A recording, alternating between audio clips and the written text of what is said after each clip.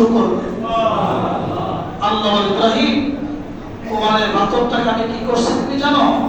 এই পাথরটা কেমন পর্যন্ত পৃথিবীর যেই প্রান্তে গিয়া এক একটা পাথর পড়বে ওই জায়গায় একটা কেমন একদিন আগে হলেও একটা আল্লাহর ঘর মসজিদ তৈরি হবে। তাহলে বুঝা গেল এখানে একটা পাথর পড়ছে না না পড়ছে? এই পাথরটা পড়ানো একটা মসজিদ হয়েছে। আজকে হাজার হাজার মানুষ আমার নামাজ পড়ার শুধু আল্লাহ আমাদের দিয়েছেন। তাহলে বোঝা গেল এই কাবা ঘরের অংশ হলো আল্লাহর ঘর মসজিদ। আল্লাহ বলেন কুল্লু মান আলাইহা ফান ওয়া ইয়াবকা ওয়াজহু রাব্বিকা যুল জালালি ওয়াল ইকরাম। আল্লাহ বলেন কিয়ামতের আগে আল্লাহ ছাড়া, আল্লাহ নিদর্শনগুলো ছাড়া পৃথিবীর সব ধ্বংস হয়ে যাবে।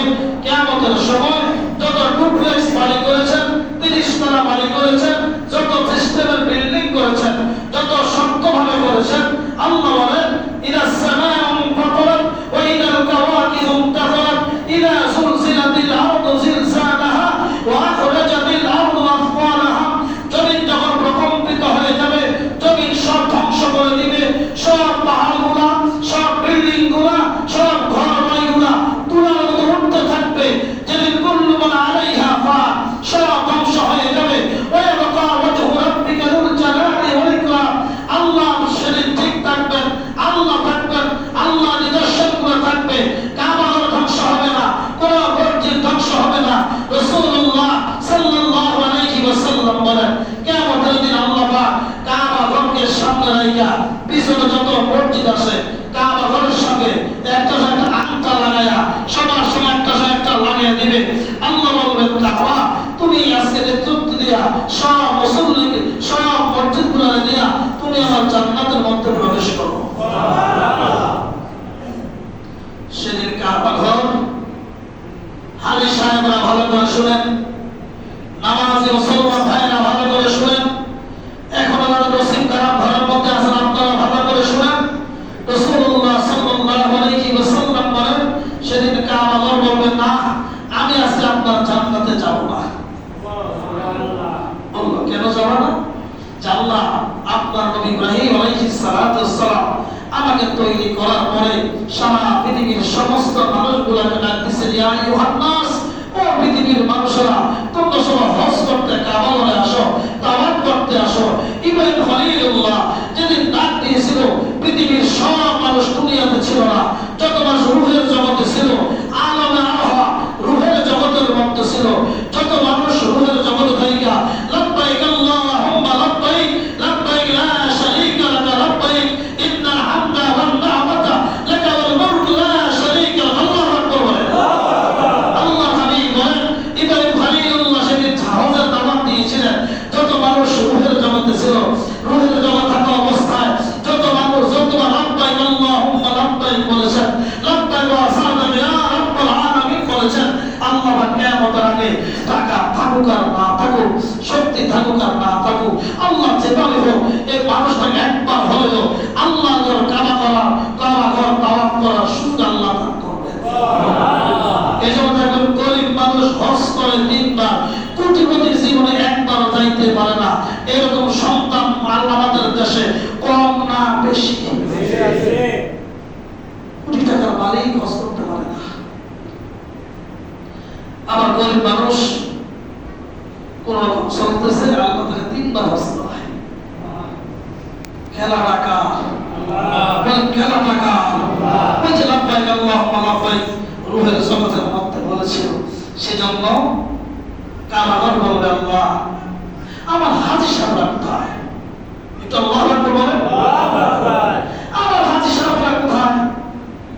আমার হাজি সাহেব এত সুন্দর পোশাকগুলো খুলে পাগলের মতো 2টা পোশাক পরেছে, একটা সাদা কাপড় নিচে লাগাইয়া আরেকটা সাদা উপরে ভিড়া পাগলের মতো লাব্বাইক আল্লাহুম্মা লাব্বাইক লাব্বাইক লা শারীকা লাকা লাব্বাইক ইন্নাল হামদা ওয়ান নি'মাতা লাকা ওয়াল মুলক লা শারীকা লাক।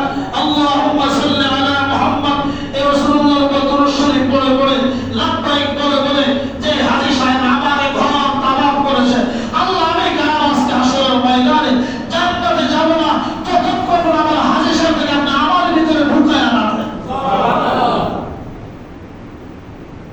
সব হাদিসের সাথে কাবা ঘরের ভিতরে ঢুকানো হবে।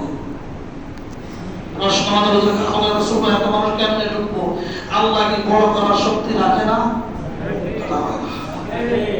সব হাদিসের সাথে কাবা ঘরের ভিতরে ঢুকবে। এখন গাড়ি তো সামনে যাওয়ার কথা, কোন মসজিদের সামনে যাবে না। আল্লাহ বলবে মসজিদ তোমরা কেন সামনে যাও না? মসজিদ বলবে মানে কাবা ঘর যে হাজি সাহেবদেরকে আল্লাহর মর্যাদা আল্লাহ জান্নাতে প্রবেশ করাইতে চায়, সেই মানুষগুলো আমাদের ঘুমটাকে হারাম করিয়া আধা মাইল দূর থেকে হেঁটে হেঁটে ফজরের নামাজটা জামাতের সাথে আদায় করেছে। আমি মসজিদ মনে চাই ওই মানুষগুলো নিয়ে তোমার জান্নাতের মধ্যে আমি জান্নাতের মধ্যে প্রবেশ করি। আল্লাহ বাদশাহীর সব মসজিদ মসজিদ আমি আল্লাহ তোমাকে অনুমতি দিয়ে দিলাম, যারা পাঁচ ওয়াক্ত নামাজ করি জামাতের সাথে আদায় করেছে এদেরকে তোমার ভিতরে প্রবেশ করায়া কাবার পিছনে পিছনে তোমরা হেঁটে হেঁটে সব মুসল্লিদেরকে নিয়ে আমি আল্লাহর জান্নাতের মধ্যে প্রবেশ করো। এখন নামাজ পড়বেন না পড়বেন আপনার ইচ্ছা, সামর্থ্য থাকলে হজ করবেন না করবেন আপনার ইচ্ছা। আল্লাহ বলেন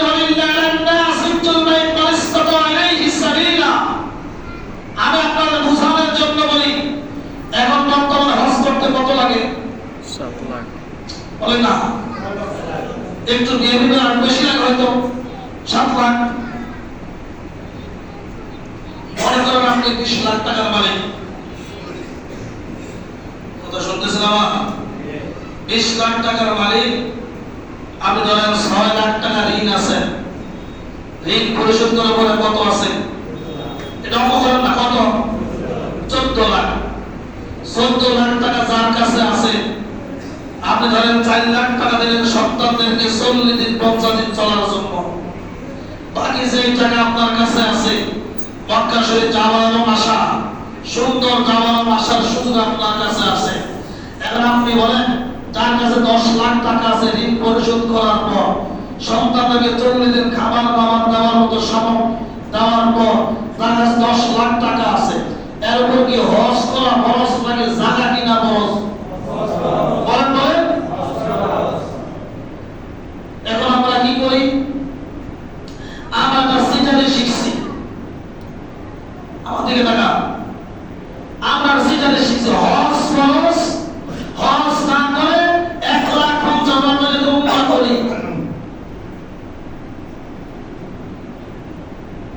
বলেন হজ খরচ না উমরা খরচ? বলেন হজ খরচ না উমরা খরচ? কেউ যদি কুরবানি দেয় আল্লাহর জন্য, বলেন কার জন্য? আল্লাহর জন্য। গোশত খাইতে হবে, নিয়ত করা লাগেনি, অটোমেটিক গোশত করবেন, নিয়ত করা কুরবানি আল্লাহর জন্য করব, গোশত অটোমেটিকলি ঘরে যাবে। যাদের উপর হজ খরচ, যারা হজ করতে গেল অবশ্যই তারা উমরা করার সুযোগ আছে না নাই? আছে। এখন আপনি সিজারি করলেন কোনটা? আল্লাহ আমাকে বুঝে না, 6 লাখ টাকা খরচ না করিয়া 1,50,000 টাকা উমরা করবেন, হজ পালন হয়ে যাবে। কে বলছে আপনাকে? কোন হুজুর বলছে আমাকে? বলেন যা ঋণ পরিশোধ করার পরে ভালো করে শুনেন, যা ঋণ পরিশোধ করার পরে 40 দিন সন্তানে খাবার দেওয়ার মতো সামর্থ্য থাকার পরে মক্কা শরীফ যাওয়ার আশা, খাবার এবং থাকার পরিমাণ টাকা যার উপর আছে অবশ্যই তার উপর হজ খরচ, হজ খরচ, হজ খরচ। রাসূলুল্লাহ সাল্লাল্লাহু আলাইহি ওয়াসাল্লাম বলেন যার উপর হজ খরচ, মান আরাদাল হজ্জ ফালিউজ্জিল, যার উপর হজ খরচ সে যেন তাড়াতাড়ি হজ করে। রাসূলুল্লাহ সর্বশেষ জীবনে আইসা একটা ভয়ঙ্কর মারাত্মক কথা আমাদেরকে বলেছেন, যার উপর হজ খরচ, হে আমার উম্মত তুমি যদি হজ না করে মারা দাও, আইয়ামুতা ইহুদিয়্যু নাসরানিয়্যা, তুমি ইহুদি অথবা নাসারা হয়ে মারা যাও, আমি রাসূলুল্লাহ তোমার দায় মানে নিব না। যার মানে হলো রাসূলুল্লাহ ধমক দিয়ে বললেন সাবধান, হজ যার উপরে বরং ইচ্ছাকৃত সামর্থ্য থাকার পরে, সুযোগ থাকার পরে যারা হজ না করে মারা যাবে তারা ঈমান নিয়ে মারা যাওয়ার সুযোগ নাই। তার নামাজি হলেও ঈমান নিয়ে যেতে পারবে না, রোজাদার হলেও যেতে পারবে না, যাকাত দিলেও পারবে না, তাহাজ্জুদ পড়লেও পারবে না। তার মানে হলো হজটা ইসলামের একটা স্তম্ভ, কালেমা নামাজ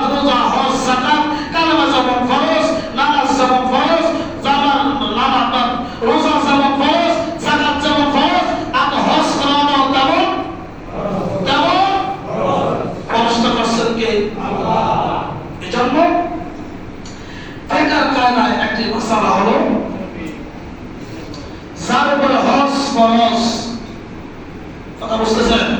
যার উপরে হজ ফরজ, যদি সে হজকে অস্বীকার করে, হজ না করলে অসুবিধা নাই, মান আনকারা ফাহুয়া কাফির। নাউযুবিল্লাহ বলেন।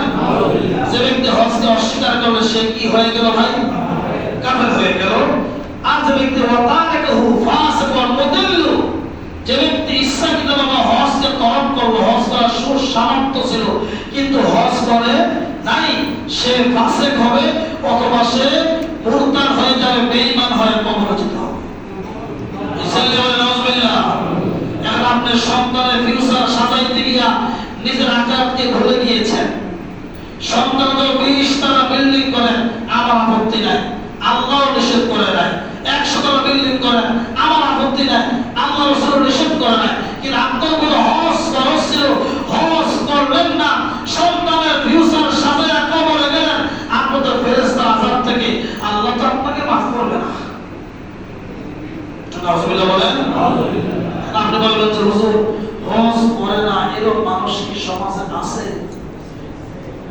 হজ করার সামর্থ্য আছে কিন্তু হজ করে না এমন মানুষ আমাদের সোনার বাংলাদেশে আছে না নাই?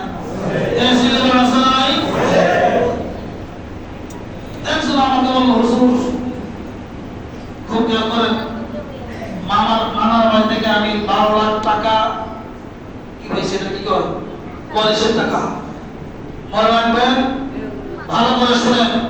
মামুর বাড়ি ওয়ারিশ আনা কি জায়েজ না নাজায়েজ? কেন? নানার ঔরস থেকে মামা যেমন জন্ম হলো, মাও তো জন্ম হলো। এদেশের কিছু মানুষরা বোনদেরকে ঠকানোর জন্য মুসলিম বলে ওই মামুর বাড়ির সম্পদ দেওয়াটা ভালো না, সয় না। তো তুমি ভাইয়ের যদি সয়, বোনের সয় না কেন? একজন আমাকে বলছে ভাই মামুর বাড়ি থেকে আমি 12 লাখ টাকা পাইছি। আমি তো মনে করে মুখের উপরে কথা বললাম, 12 লাখ টাকা কি করবেন? একটা বাড়ি করব। আমি বললাম বাড়ি না কেন, হজ করতে যাব। ভালো বেশি না খারাপ বেশি? হজ করে রাখি। আমার জানামতে, আমার জানামতে একজন সরকারি চাকরি শেষ হওয়ার আজ থেকে 25 বছর আগে 8 লাখ টাকা পাইছে। ঋণ পরিশোধ করার পর 4-5 লাখ টাকা আমার কাছে আছে, আমি জানি। তখন হজ লাগতো মাত্র 1,25,000 টাকা। বললাম যারা হজটা করেন না, তো হজ করে লাভ কি? এর বাসায় হজের লাভ তো কেমন তো? রাসূলুল্লাহ সাল্লাল্লাহু আলাইহি ওয়াসাল্লাম বলেন, যে ব্যক্তি ঈমানের সাথে সওয়াবের নিয়তে কুল ইন্না সালাতি ওয়া নুসুকি ওয়া মাহইয়ায়া ওয়া মামাতি লিল্লাহি রাব্বিল আলামিন, এর তাফসীরে মুফাসসির কেরাম বলেন, যদি আল্লাহর জন্য, বলেন কার জন্য? আল্লাহর জন্য কুরবানি করে, নামাজ পড়ে, হজ করে, যাকাত দেয়, রাসূলুল্লাহ বলেন যে ব্যক্তি শুধুমাত্র আল্লাহর জন্য একমাত্র হজ করলো, আল্লাহ আমার সামর্থ্য দিয়েছে, টাকা দিয়েছে, কাবা ঘর যাওয়ার মতো তাওয়াফ করার সুযোগ দিয়েছেন, রাসূলুল্লাহ ওয়াজার যাওয়ার সুযোগ দিয়েছেন, এই নির্দেশনা হজ করবে, টাকাটা হালাল, নিয়তটা সহিহ, ঈমানটা মজবুত, আকীদা শুদ্ধ, এই লোকটা হজ করার পরে নবীজি বলেন মক্কা শরীফ থেকে সে বাড়িতে আসলো, বাড়িতে শুধু আসলো না, সে যেন মাত্র মায়ের পেট থেকে দুনিয়াতে আসলে যেমন একটা সন্তান নিষ্পাপ হয়ে যায়, হাজী সাহেবের নিষ্পাপ হয়ে যায়। সাহাবীরা বলে ইয়া রাসূলুল্লাহ, হাজী সাহেবদের আপনার পুরস্কারটা কি? নবীজি বলেন যার হজ কবুল হয়, যার হজটা কবুল হয়, যার হজটা কবুল হয়, তার পুরস্কার হলো মৃত্যুবরণ করবে তো সরাসরি আল্লাহর জান্নাতে চলে যাবে। আর যদি হজ সামর্থ্য বড় না করেন, ইহুদি অথবা নাসার হয়ে মারা যাবে। ছেলেমেয়ের ফিউচার সাজা, নিজের আখিরাতকে বাদ দিয়া না। আমার কত ভাইরা রাতে 3টা থেকে দৌড় শুরু করে রাতে 1:30 পর্যন্ত খালি সন্তানের জন্য, না আছে ফজরের নামাজ, না আছে এশার নামাজ, রমজান মাস, না আছে ফাল্গুন মাস। কত ভাইকে আমি সরাসরি দেখলাম, এক মাস রোজা গেল, না একটা তারাবি, না একটা রোজা, না যত মসজিদে রোজার মাসে দিনে দুপুরে শরীরে শক্তি আছে, সামর্থ্য আছে, পকেটে টাকা আছে, বসে বসে বিড়ি খায়। আমারে কে রুখবে, আমারে কে থামাবে, আমারে কে বলবে? আমি বড় চিন্তা করলাম, তোমার মতো বড় শক্তিশালী মানুষ আল্লাহ পাক ফেরেশতা দিয়া সুতাতে পিটায়া মাটির সাথে নামায় দিয়েছে, কেউ তার খবর একদিনও নিতে চায় না। কি ভাবছো তুমি? শরীরে শক্তি থাকলেই পৃথিবীটা তোমার মনে হয়। নাউজুবিল্লাহ বলেন। আল্লাহ পাক যাদের হজ করার সামর্থ্য আছে, আল্লাহ তাদের সবাইকে যেন সহিহ সালামতে হজগুলি করার তৌফিক দান করে। আমিন। যাদের সামর্থ্য নাই, আল্লাহ আমাদেরকে একবার হলেও মক্কা শরীফ, মদিনা শরীফ যাওয়ার তৌফিক দান করে। আমিন।